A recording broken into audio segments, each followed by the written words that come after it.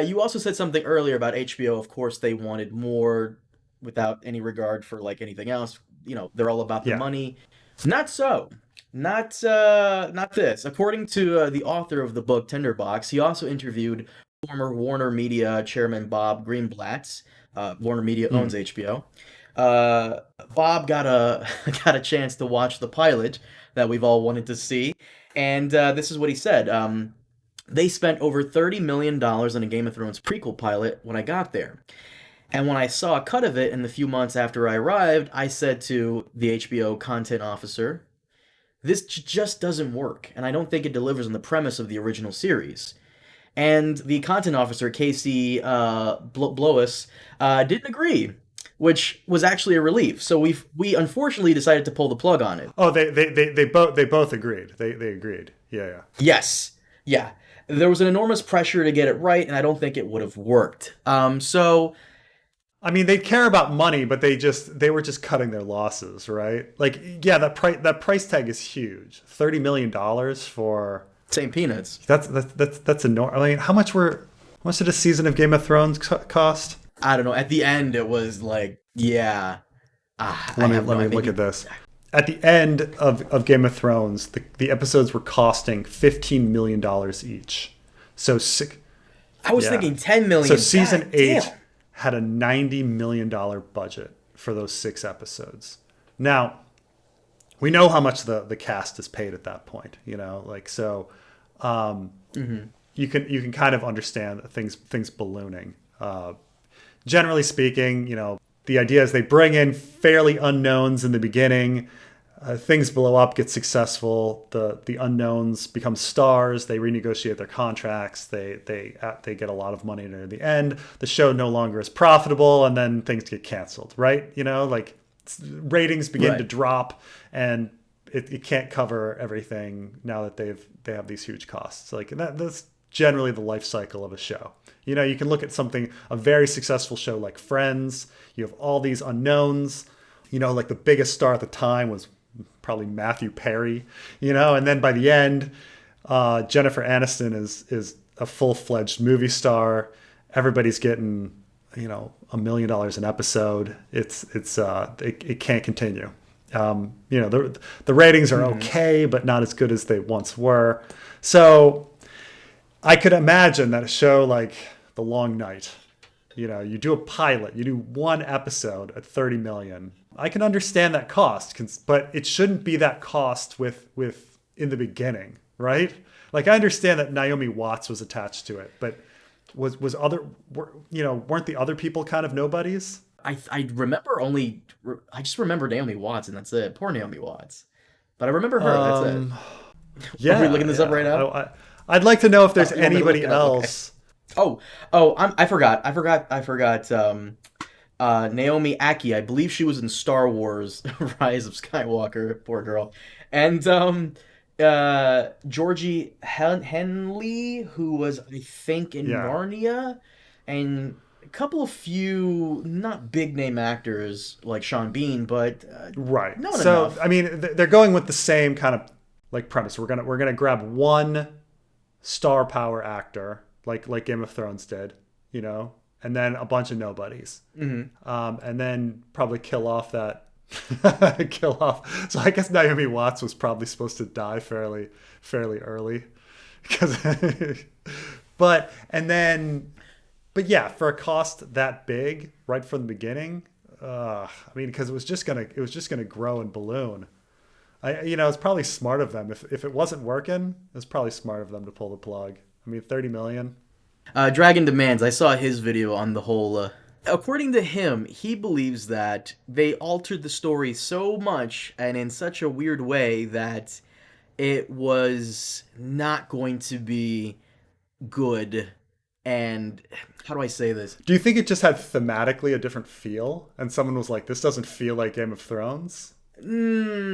Well, according to context clues we got, and according to rumor, supposedly this is going to be the Age of Heroes, and Yeah. the story is the tagline is this is not the story you think you know, or something Yeah. like that. So according to the rumors and context clues and all that stuff, Apparently, the original inhabitants of Westeros, as we know them as book fans, were the children of the forest. But apparently, this was going to turn that upside down, and that the original inhabitants of Westeros were black people. And Hmm. by the end of the show, there was going to be a curse placed on them to where they end up looking like the children of the forest we know from season 6.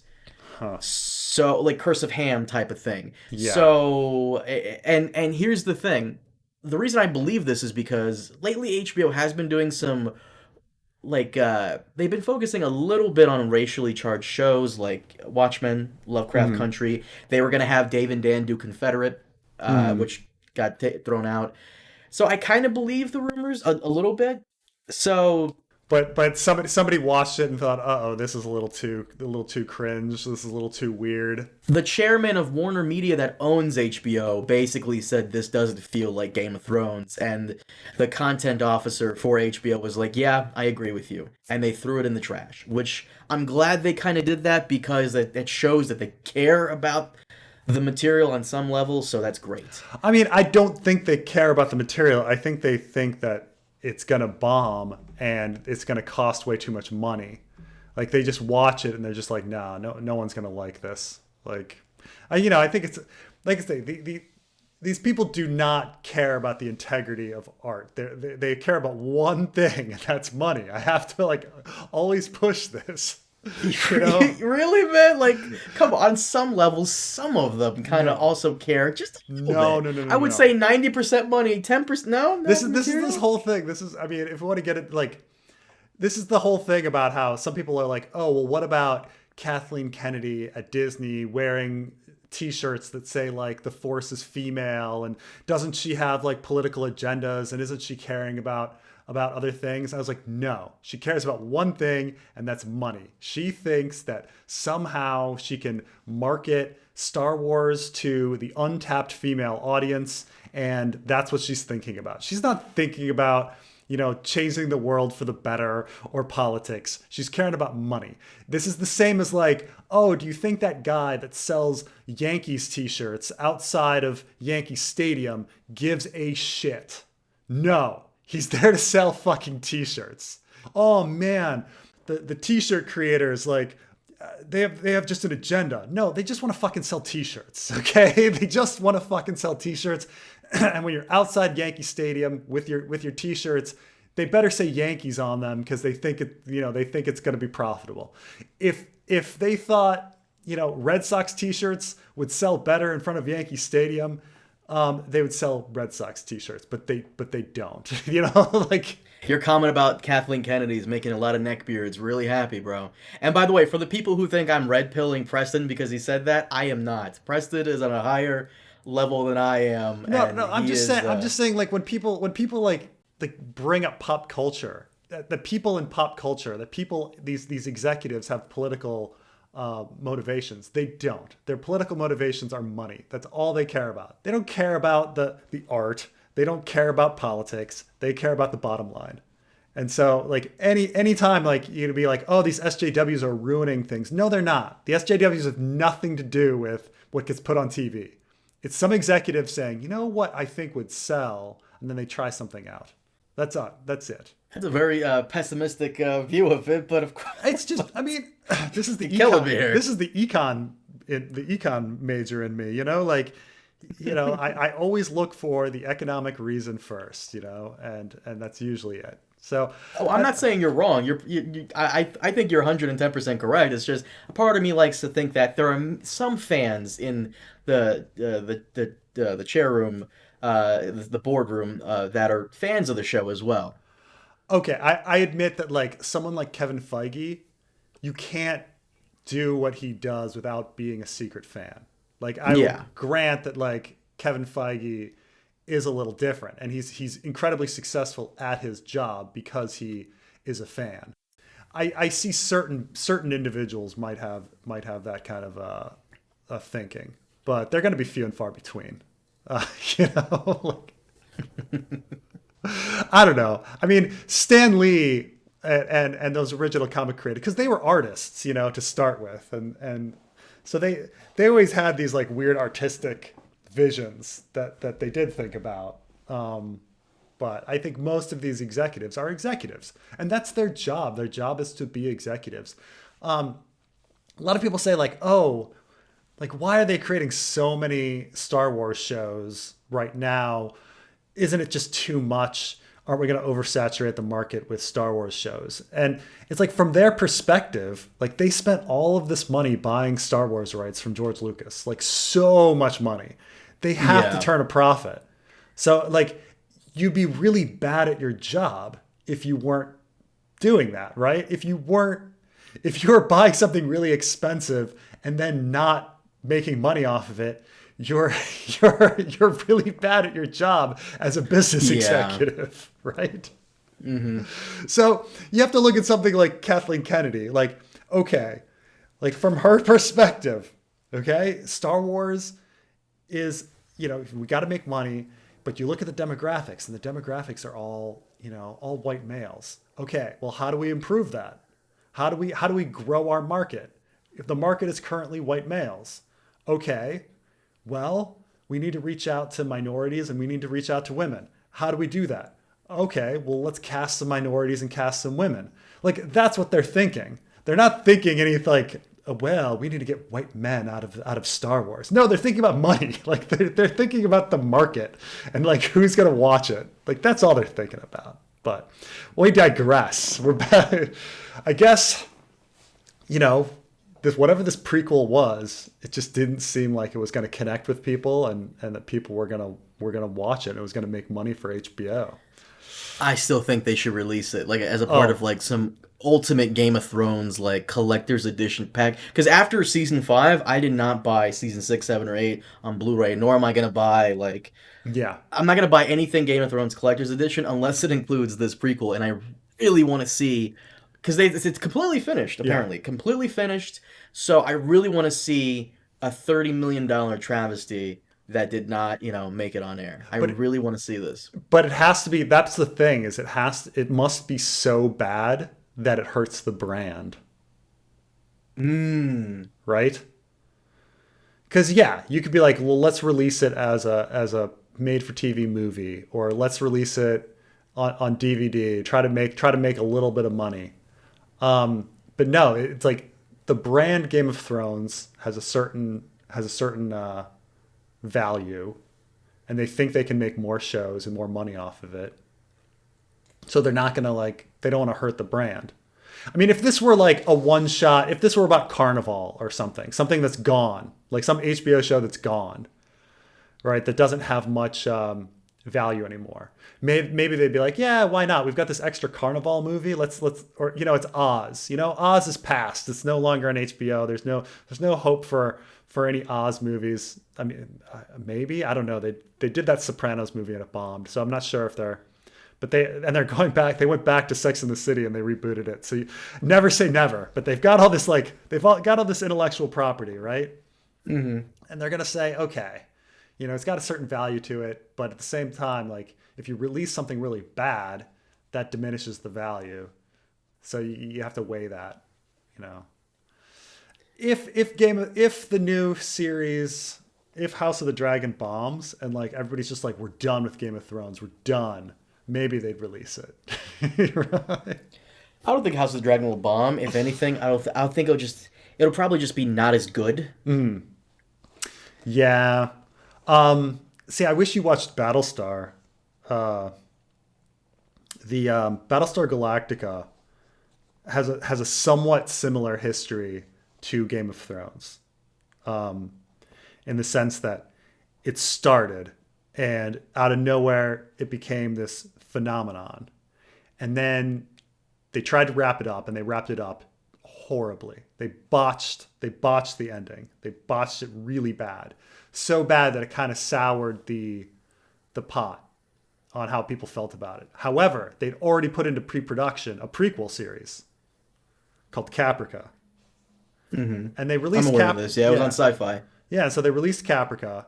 Caprica was, it was okay, but it didn't get picked up for a second season, and Battlestar Galactica just kind of went away with a whimper. But yeah, I mean, had they based things just on the reaction to to the very bad ending. They probably shouldn't have wasted all of that money on Caprica, but If anything, we're probably going to get the situation we have with The Walking Dead. You have the main series mm. Walking Dead, and then you have Fear the Walking Dead, which, from what I'm told by fans of The Walking Dead, it's good, but it's not as good as The Walking Dead. So it might be something like that. We'll have to see. Also, I don't see how they could like. They're definitely not getting more than 3 seasons out of House of Dragon. I hope they don't try to stretch it out because we saw how that worked out for them with the main series. So if anything, what they should be doing is anthology. Do exactly what Fire and Blood does. You have the template for Fire and Blood. Continue on every season. A new Targaryen king. Why the fuck not? You keep it fresh. Get new actors in. That way, the actors you had last season don't demand more money. Keep it going. Keep it going. Keep it going until we get to Robert's Rebellion and then stop it there. So That's foolproof plan. Fear the Walking Dead has gone 7 freaking seasons. Yeah. Oh my god. Oh my god. Is that the Why? only? Is that the only? And then Spin-off? No, they have others. Oh my god. How much Walking Dead does one society need? At least 3. We have The Walking Dead, Fear of the Walking Dead, and then The Walking Dead World Beyond, Oh my god. with movies on the way. So Walking Dead though, it operates more like Law and Order, right? It kind of has a rotating cast. Mm-hmm. So when you have a rotating cast, you don't have to pay them as much because you can get rid of the big names, and then kind of continue on, and then get somebody new, bring somebody new in when people leave and stuff like that. So some of the characters have been there a long time, I guess, but oh man. After a while, some of the actors and actresses do get a little fatigued. Like the guy who plays Rick, the main character of the entire show, Yeah. he wanted to leave for a bit, so they It's hard to obliged. imagine that Rick was the same actor that was in that British Christmas movie, Love Actually. I keep forgetting these dudes are like all fucking British and Australian, and they really Yeah, have like Henry yeah. Cavill, like Superman, really Superman, and Tom Holland, Spider Man. Like I it always Yeah. blows my mind when I hear them talk. Yeah, yeah. I By mean, a lot of surprising. Actually, in the and we haven't talked about Wheel of Time yet because Carmine's supposed to binge it soon. I actually started the first episode. Yeah, no. One of the leads is Australian Aboriginal, and you would you're like, whoa, like you just would not get, you'd just not expect that in the middle of a fantasy setting, but you know. Do you have any more topics, by the way, you want to discuss? Because I don't want to keep you for too long. No. Anything, nothing specific. Nothing specific. Yeah, like I said, George out of his fucking mind, and I'm grateful for HBO for putting a lid on the on the $30 million travesty that you made a good point would probably have hurt the brand, and I want them to keep making more shows. They have like 4 or 5 spin-offs in the pipeline, so I mean I'm down for that. Once again, anthologies all the way. I'm Yeah, I always a mean, fan of it. if somebody's doing 3 Walking Dead shows and they've brought Sex in the City back, I guess we're at a desperate point. And how many Mandalorian spin-offs are there? Jesus. Actually, the funny thing is, I used to watch Sex and the City with a girlfriend from way Hmm. back when, and I actually checked out the new episode. It's basically a soft reboot. Yeah, It yeah. really, truly fucking is, and it's not good. I It mean, didn't. they're really hoping to try to get Kim Cattrall back for season 2. I know that. She's the entire show. I I don't care. know, That's it. right? Like What are you guys doing? Why? Like she's the entire show. That's ballsy right there. that Not in was a that good was way. her position too, which is see, now we're talking it's two guys talk about Sex in the City. I mean, that's the whole dispute, right? Like when the show began, Sex in the City was, the 2 stars were Kim Cattrall and Sarah Jessica Parker, and the 2 add-ons were kind of newbies at the time. Mm-hmm. And Kim Cattrall, long movie career. Sarah Jessica Parker, long movie career. And I think Sarah Jessica Parker is the titular lead, but the true lead, like the true one that everyone looks for, is Kim Cattrall's character. It's sort of like Big Bang Theory. Like technically, like Leonard is the protagonist, but the real star of the show is Sheldon. Is Sheldon, right? You know, it's the Right, same yeah. it's the same thing, right? So yeah, so that was the whole dispute, and then the dispute about money and who gets the most money and stuff like that. And like when Kim Cattrall has the talent she does and is the entire show, in my opinion, like she, you know, she should get compensated for it and everything. And you know, I guess I'm on team Kim Cattrall. I'm on team Miranda. Two guys talking about Sex in the City. That's a podcast name right there. Someone take that up. That's a podcast. I mean, Sarah Jessica Parker has a lot of talent too, and she's a very good businesswoman. Sarah Jessica Parker, and she's So, you know, they'll probably get it worked out. But, you know, the fact that, like, Sarah Jessica Parker was smart enough not to trash Kim Cattrall's character when the show got rebooted, like, knowing, like, let's keep the door open for negotiations to get her for season 2. Yeah, but do we really need to start rebooting old shows? Like, do we really need a soft reboot of everything? Oh god. Like, that's where we're heading now, kinda? Like, Sex, let it die. Leave it alone. Don't fuck with the legacy. Well, this is the whole thing, is right. Like we don't have new intellectual property. Like everything, like because everything has to be big these days. You know, TV is now as big as movies, and so a lot of money is getting dumped into stuff, and they want to go all out. You know, with these huge productions. And so you don't want to do an all-out money dump on an unknown intellectual property, right? Right. Yeah. You know, so this is why, like, The Witcher was established as a huge book and video game series, right? It was kind of a no-brainer. Wheel of Time is an established book series with a built-in fan base. You know, so you know, that's why they're doing Lord of the Rings. Like it's very rare that you're going to have an all new thing that's kind of thrown out there.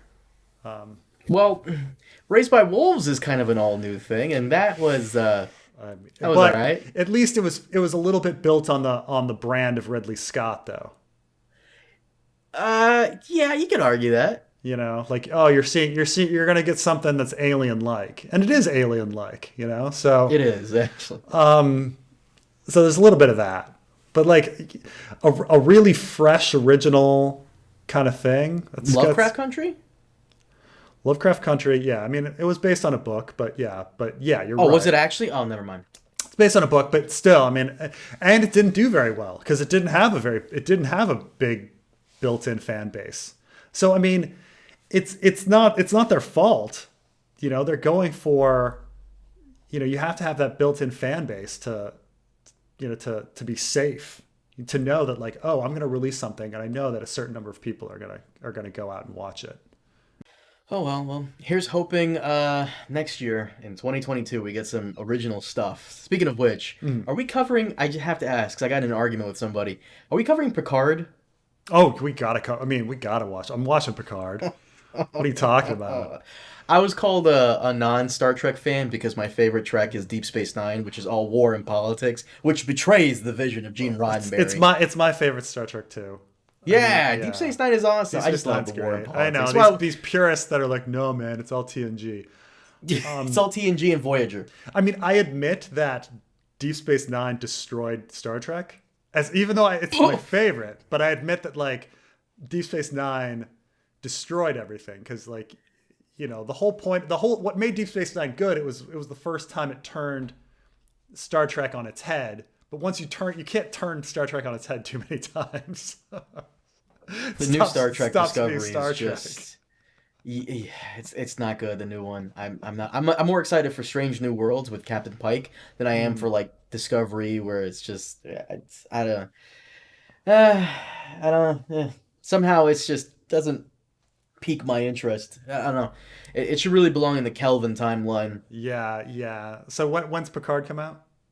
I believe Picard comes out in a couple of months. Okay. I'm pretty sure around the time that Raised by Wolves does. Which yeah, and what else? Raised We'll by be covering Wolves. It's gonna be so what? awesome. Uh, I'm not. I'm kind of looking forward to it, but at the same time, I'm not. We'll see what happens. But is Westworld coming out next year as well? What do we got next year in the I pipeline? do think Westworld season 4 is supposed to come out. I know it's filming. We're due for like one of those HBO like prepare for next year when these shows are coming out. The HBO usually has one of those trailers. Fourth season was announced. It's supposed to be May of 2020. We have a big 2022 is a big year. Big year. We'll get on more stuff. We'll finally do Witcher in 2022. We'll finally do Wheel of Time 2022. Hopefully, Lord of the Rings finally comes out. I We can get mean, on that. if you're really binging Wheel of Time this Friday, we can. Just just just started it, and very weird seeing Bruce Bolton. It's just being, a normal being guy, the but exact opposite of Bruce Bolton. the exact opposite. Very weird, but there it is. Do you mind if we wrap it up here? Sure thing. Guys, thank you so much for joining us. We will see you all next time. Have a good one.